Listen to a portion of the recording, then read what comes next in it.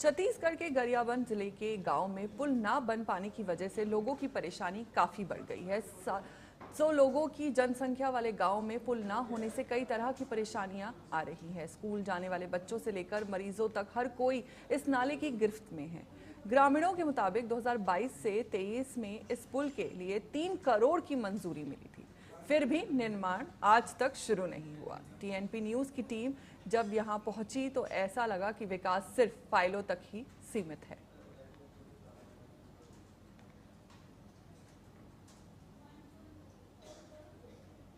Sir, सबसे पहले तो मैं धन्यवाद ज्ञापित करना चाहूँगा टीएनपी न्यूज़ को कि आप लोगों ने हमारी समस्या को देखते हुए यहाँ तक पहुँचे, क्योंकि आज से लेकर बहुत पहले हमारे बुजुर्गों ने बहुत ही पहले प्रयास किया था। अभी तो मैं जनप्रतिनिधि बना हूँ और इसके बारे में मैंने हमारे सांसद महोदया जी के पास भी गए थे। उन्होंने भी आश्वासन दिया है कि काम हो जाएगा करके।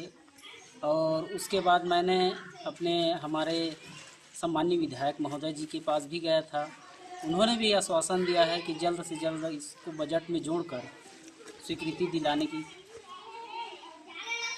ये तो पूर्व में किसी अखबार के माध्यम से जैसे कि हमने पढ़ा था, वर्ष 2022-23 में ग्राम पंचायत रामपुर से लेकर के ग्राम पंचायत भुंजिया मुड़ा तक के बीच मध्य जो ये नाला पड़ता है, उस नाला के लिए लगभग 3 करोड़ रुपए स्वीकृत हमने किसी अखबार में पढ़ा था उस समय। जी। और उस समय से लेकर के यदि इस कार्य को लेकर के राशि स्वीकृत हुई थी, तो स्वीकृत राशि के बाद क्या कार्य प्रारंभ के लिए आप लोगों ने फिर इसके लिए कहीं कोई आवेदन या किसी से संपर्क करने का प्रयत्न नहीं किया?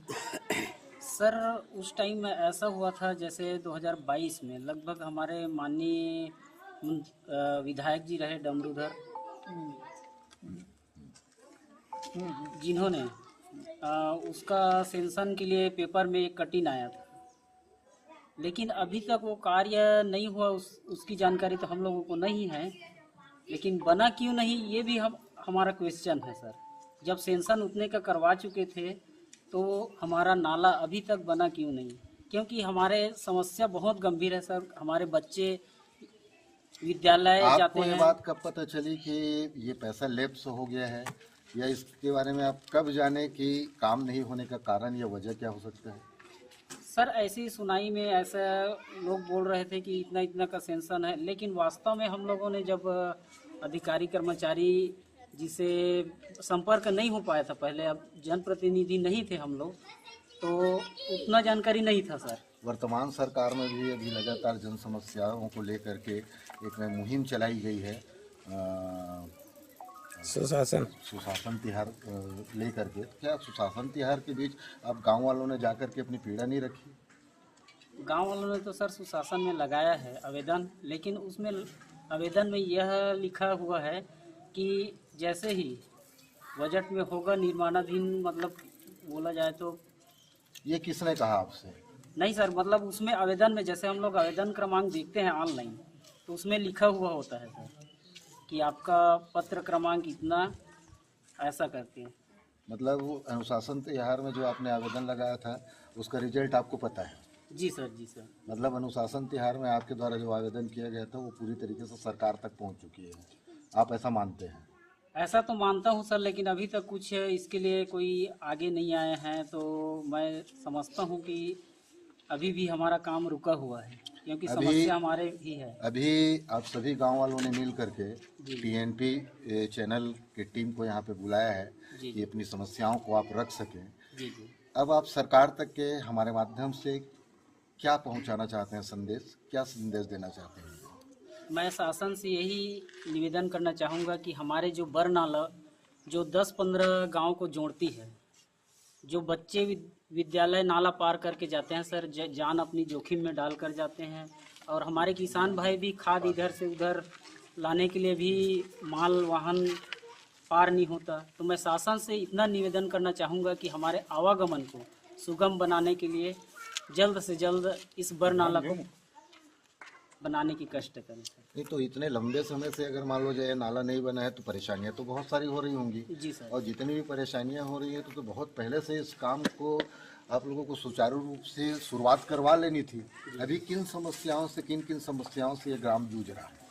सर सबसे बड़ी समस्या तो हमारे माँ बहन जो भी बीमार पड़ जाते हैं उनको सर नाला पार कराना दिक्कत होता है सर। बरसात में पानी भर जाता है तो उससे क्या है जान जोखिम में, और बीमार लोगों को और पार कराना है, और बच्चे विद्यालय जा नहीं पाते। और हमारे किसान भाई तो इतना है कि बरसात से पहले मतलब कि कहा जाए अपना खाद वगैरह ले आते हैं, और बरसात में तो ला नहीं पाते। और हमारे बीच एक और प्रमुख समस्या हमारे आश्रित ग्राम रामपुर, जो कि हमारे राशन दुकान ग्राम पंचायत गुंजामुड़ा में ही संचालित है, तो राशन लेने ले जाने में बहुत दिक्कत होता है सर। हमें शासन द्वारा 4 महीने का एक मुश्त यहाँ पर गोडाउन में जमा कर दिया जाता है सर, जो कि 4 माह में ख़राब भी हो जाएगा। इस चीज़ को ध्यान में रख कर शासन को भी हमारे इस समस्या के बारे में हल करना चाहिए। मतलब आप ये कहना चाह रहे हैं कि केवल एक नाला ऐसी मुसीबत है जी जी जिस नाले के कारण यहाँ तक आप लोगों तक के जो पहुँचने वाली सुविधाएं हैं, जी जी जो प्रशासनिक अमले की तरफ से जो योजनाएं संचालित की जाती है, ये पूरे आपके दरवाजे तक नहीं पहुँच पा रही है।